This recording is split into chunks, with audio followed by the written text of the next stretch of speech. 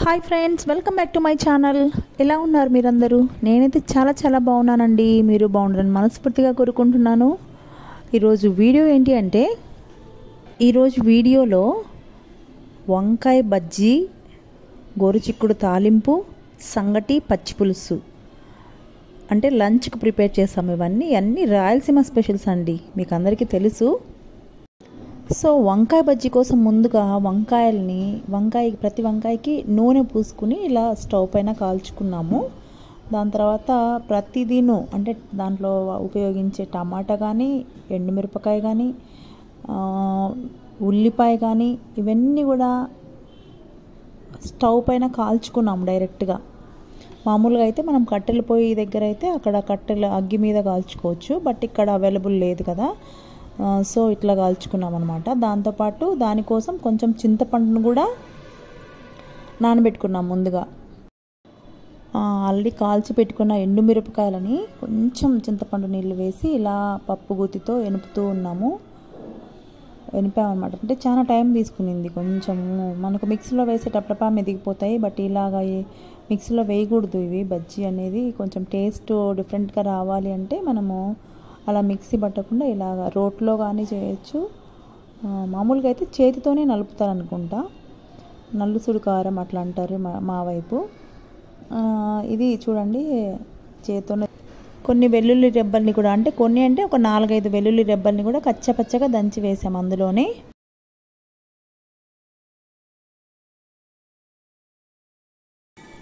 కాల్చి పెట్టుకున్న ఉల్లిపాయలను కూడా అంటే మరీ ఉల్లిపాయలు పెద్దగా ఉంటాయి కాబట్టి వాటన్నిటిని దాంతో మెదపటం కష్టం అనేసి చాకుతో కొంచెం చిన్న ముక్కలుగా కట్ చేసి వేసాము.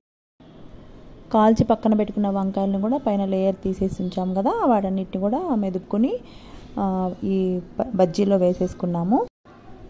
ఇది సంగట్లోకి అయితే కాంబినేషన్గా సూపర్గా ఉంటుందండి.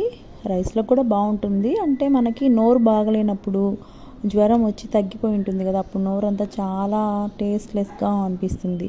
సో అలాంటప్పుడు ఇలాంటిది కొంచెం చేసుకొని తిన్నామంటే సూపర్గా ఉంటుందన్నమాట. తృప్తిగా ఒక 2 ముద్దలు అన్నం తింటాము.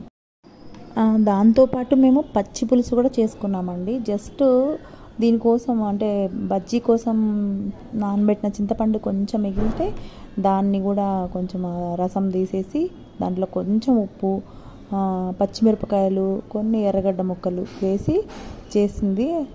చాలా టేస్టీగా ఉందండి. ఇంకోవైపు స్టవ్ పైన గోరుచిక్కుడుకాయ ఫ్రై చేస్తామన్నమాట. ఆల్రెడీ ఉడికించి పెట్టాము. సో గోరుచిక్కుడుకాయ ఫ్రై చేసుకుందాం అనేసి చేసేసాము. చూస్తున్నారు కదా. ఇంకోవైపు సంగటి కోసం ఎసురు మరుగుతూ ఉంది.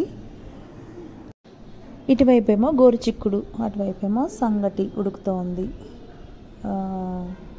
లంచ్ టైం అయింది, అందరం వెయిటింగ్ అనమాట విత్ ప్లేట్స్.